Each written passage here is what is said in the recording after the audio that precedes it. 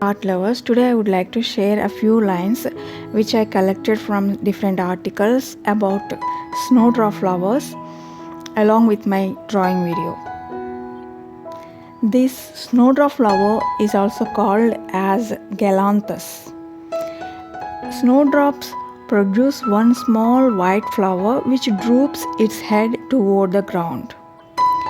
It has evolved to symbolize sympathy and consolation.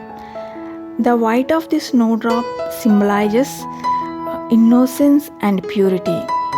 Because it is the first flower to bloom at the end of winter and the beginning of spring, it also symbolizes hope. So these are few lines I would like to share with you all. Thanks for watching. If you know any more about snowdrop flowers, please share in the comment section below.